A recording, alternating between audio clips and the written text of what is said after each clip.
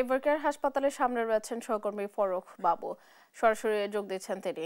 বাবু, খালেদা জিয়ার স্বাস্থ্য নিয়ে নতুন কোনো তথ্য রয়েছে কিনা, আর এয়ার অ্যাম্বুলেন্স আসার বিষয়ে কি তথ্য আছে আপনার কাছে জানাবেন।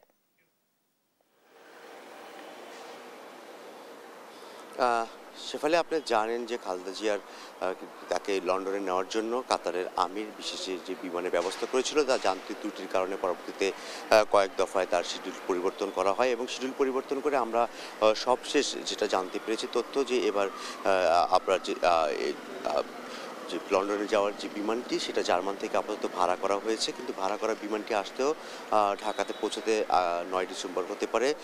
৭ ডিসেম্বর পর্যন্ত বিএনপির তরফ থেকে গতকাল জানানো হয়েছিল যে ৭ ডিসেম্বর খালেদা জিয়ার বিমান আসলে পরে সে যাত্রা করবে লন্ডনে। তবে এখনও আবার দুই দিন পিছানো হয়েছে, যে এখন ৯ ডিসেম্বর করা হয়েছে। তবে ৯ ডিসেম্বর রাতে আসার পরে আমাদের কাছে যে তথ্য রয়েছে এভিয়েশন থেকে, সেই এভিয়েশনের তথ্য থেকে আমরা জানতে পেরেছি যে ১০ ডিসেম্বর যদি সব কিছু ঠিক থাকে, খালেদা জিয়ার শারীরিক অবস্থা থেকে শুরু করে এবং তার মেডিকেল বোর্ড যদি সকল তারা সিদ্ধান্ত রাখে, যে তাহলে ১০ ডিসেম্বর খালেদা জিয়ার লন্ডন যাত্রা হতে পারে।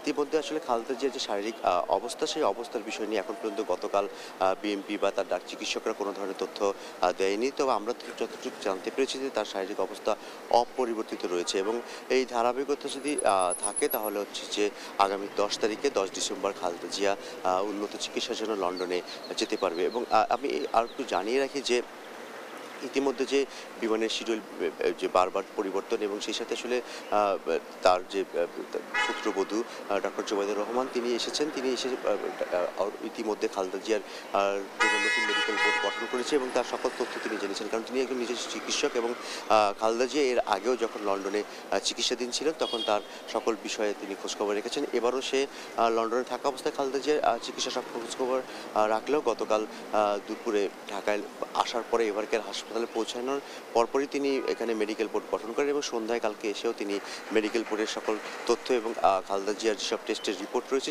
সেগুলো পর্যালোচনা করছে এবং এই বিষয় নিয়ে পরবর্তীতে সিদ্ধান্ত আসার পরে নিশ্চিত হবে যে আগামী ১০ ডিসেম্বর খালেদা জিয়া ঢাকা ত্যাগ করে উন্নত চিকিৎসার জন্য লন্ডন যাবে কিনা। শেফালি, ধন্যবাদ বাবু। দর্শক, এভারকেয়ার হাসপাতাল থেকে খালেদা জিয়ার সর্বশেষ পরিস্থিতি জানাচ্ছিলেন সহকর্মী ফরুখ বাবু।